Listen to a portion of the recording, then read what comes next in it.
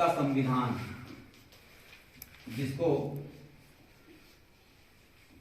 टोकरी फेंकने की तैयारी चल रही है, ठीक है। भारत के संविधान का 39B धारा है, 39B क्या कहता है, पढ़ना पड़ेगा। कई लोग हैं यहाँ जो जानते हैं। समुदाय का अधिकार है। ये कहता है देश के भौतिक संसाधनों का स्वामित्व और नियंत्रण समुदाय के अधीन होगा, ठीक है ना। क्या कहता है, समुदाय देश के भौतिक संसाधनों का स्वामित्व और नियंत्रण कौन करेगा, समुदाय करेगा। समुदाय करेगा। तो एक हो गया भारत का संविधान में ये शब्द लिखा हुआ है।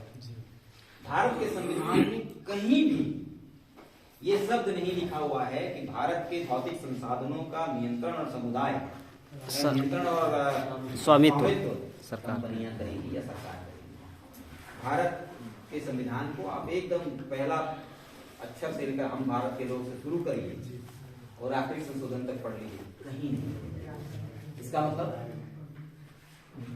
इसका मतलब ये हुआ कि देश में जो चल रहा है व्यवस्था वो संविधान के विरुद्ध। तब क्या की सरकार ने कुछ कानून बदलाया, परिवर्तन किया, कुछ कानून लाए कि भाई अगर संविधान कह दिया कि हम तो मालिक नहीं हैं तो हमको तो मालिक बनना है, हमको बेचना पड़ेगा देश। तो देश बेचने के लिए क्या किया, इस कानून कौन कौन सा कानून बनाया है, उसी में आता है CBA एक्ट। कोयला का बात करें हम खाली 1957।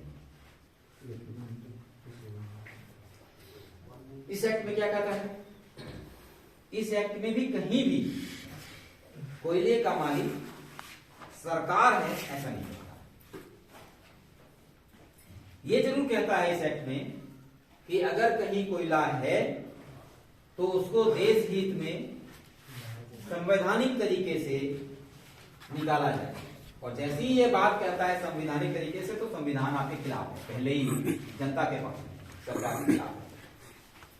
उसमें CBCD बता दीजिए। यही बात तीसरा नंबर जो आपके हक का है वो है सुप्रीम कोर्ट का केस नंबर 4549/2000 डेट 8 जुलाई 2013। फैसला संख्या पैरा नंबर 57। केस नंबर कितना, 4548 तो 49। हाँ, वो है, कॉपी मिल जाएगी सबको। व्हाट्सएप पे दिया हुआ है सबको, पूरा परिस्थिति डाल देंगे। इंग्लिश में लिखना है। हाँ, सुप्रीम कोर्ट हिंदी में कहाँ देता है, हिंदी PDF डाल देंगे हम पूरा ग्रुप में, डाल देंगे।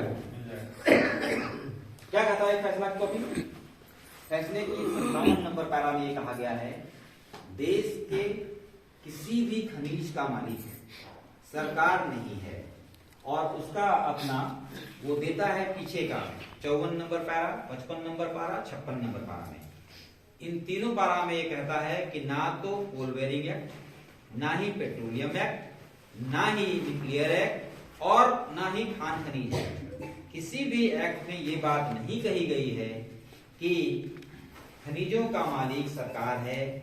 दूसरी तरफ सुप्रीम कोर्ट के तीनों जज कहते हैं कि हम लोगों के विचार से जमीन मालिक ही खनिज का मालिक होना चाहिए, सरकारें नहीं।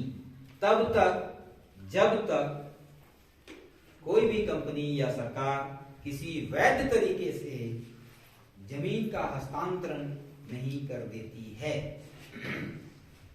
मेरे अंतिम शब्द को सुना आपने? नहीं करना है। अरे सुनिए तो सही पहले, सुनिए तो सही। हाँ, वही क्या करने जा रहे हैं हम वही बताएं।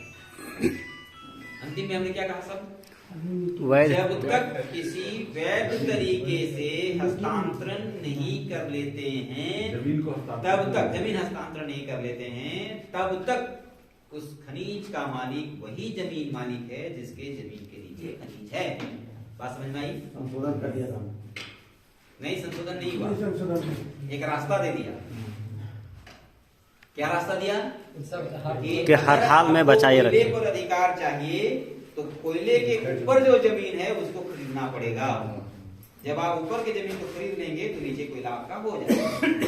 उसी को वैध तरीका कहा। और वैध तरीका के लिए LARR एक्ट लाया गया।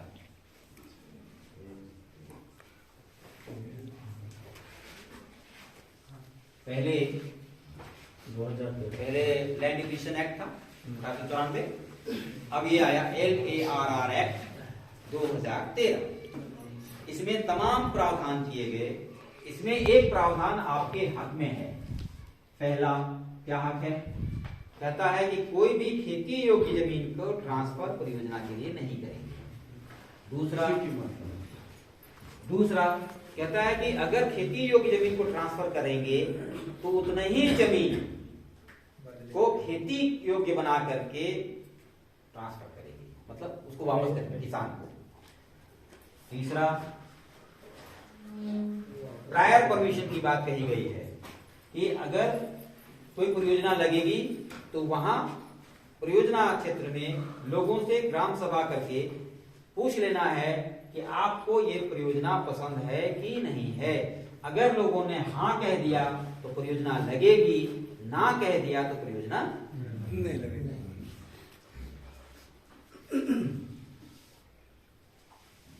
और भी बहुत सारी बातें हैं इसमें एक और बात है, जो इसका जो धारा इसमें चलते है वो 24 धारा, हाँ।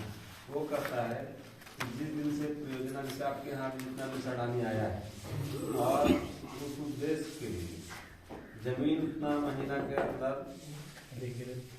नहीं कर सका, जैसे 5 साल का एक मोटा मोटी 5 साल में अड़ानी नहीं लगा तो ये परियोजना रद्द होगा। मतलब आपके पक्ष में है कि 5 साल तक इसको डालिए टालना होगा। नहीं, इसका 2 तरीका और है। इसका देखिए हम लोग नेट में डाला है ना, 14 मार्च से 2024 तक उत्खनन करना। हाँ, ठीक है।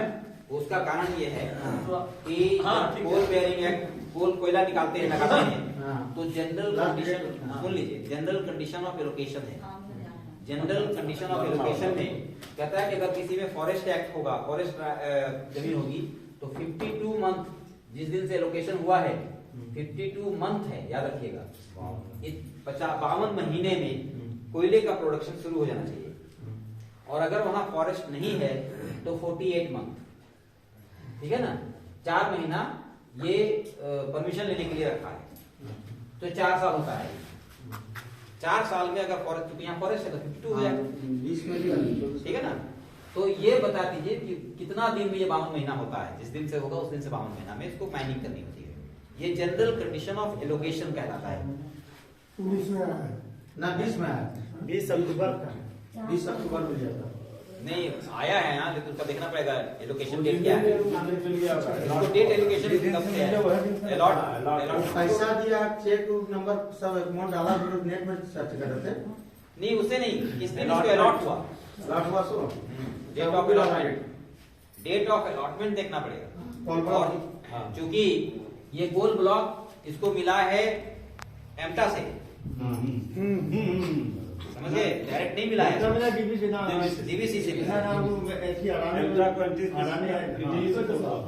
डीवीसी गोल ब्लॉक था ना ये, डीवीसी से इसको कब ट्रांसफर हुआ है ये देखना पड़ेगा, उस डेट से काउंट होगा ये।